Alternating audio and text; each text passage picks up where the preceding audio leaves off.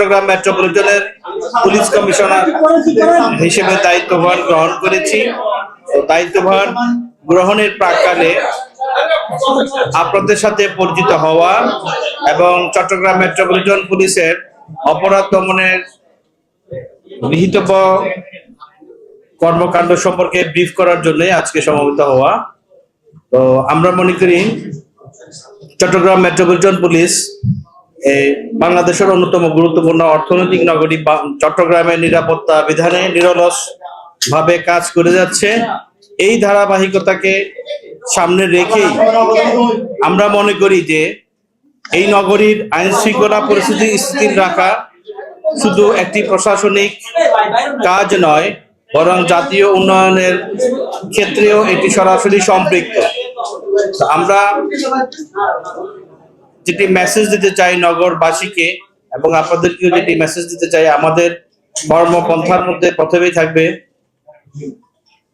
যে একটি চাঁদাবাজ মুক্ত সমাজ উপহার দেওয়া, নগরবাসীকে একটি চাঁদাবাজ মুক্ত সমাজ উপহার দেওয়া এবং মাদক মুক্ত নগরী গড়ে তোলা।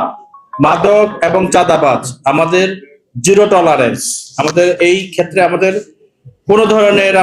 কোনো ধরনের শৈথিল্য, আমাদের পুলিশ সদস্যরও কোনো ধরনের শৈথিল্য আমরা বরদাস্ত করবো না। এটাতে আমাদের সর্বোচ্চ অগ্রাধিকার। এরপরে চুরি, ছিনতাই সহ অন্যান্য যেগুলো অপরাধ আছে সেটি নিরসনে, সেগুলো অপরাধ দমনে আমরা নিরলসভাবে কাজ করে যাব।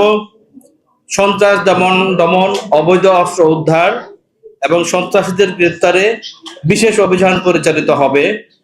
আমরা একটা ক্লাস প্রোগ্রাম নেব এবং এর মাধ্যমে আমরা সর্বোচ্চ প্রচেষ্টা চালাবো নগরীকে অপরাধ মুক্ত রাখার। বসবাস যাতে নগরবাসী যেখানে বসবাস করেন সেটিকে যাতে নিরাপত্তার অনুভূতি নিয়ে যেন চলাফেরা করতে পারে, সেই পরিবেশ আমরা নিশ্চিত করবো ইনশাল্লাহ। এবং যেটা আমি প্রথমেই বলেছি, চাঁদাবাজ এবং মাদক কোনো একেবারেই জিরো টলারেন্স। আরেকটি বিষয় আছে যেটি হলো কিশোর গ্যাংয়ের তৎপরতা রোধ করতে আমাদের বিশেষ অভিযান পরিচালিত হবে। এবং সর্বশেষ যেটি বললো যে ট্রাফিক নগরীকে একটি যানজট মুক্ত নগরবাসীকে যানজট মুক্ত নগর জীবন উপহার দেওয়ার জন্য আমাদের ট্রাফিক ব্যবস্থা নিরলসভাবে কাজ করে যাচ্ছে এবং আমরা এটি অব্যাহত রাখব। আমি এই প্রসঙ্গে বলতে চাই, সমস্ত পুলিশের অপরাধ দমন এবং সুন্দর নগর জীবন নগরবাসীকে উপহার দেওয়ার ক্ষেত্রে পুলিশের যেমন ভূমিকা রয়েছে, আমি নগরবাসী সহ আপনারা যারা আমার সাংবাদিক ভাই বোনেরা এখানে আছেন, আমি আপনাদের সবার সর্বাত্মক সহযোগিতা কামনা করছি।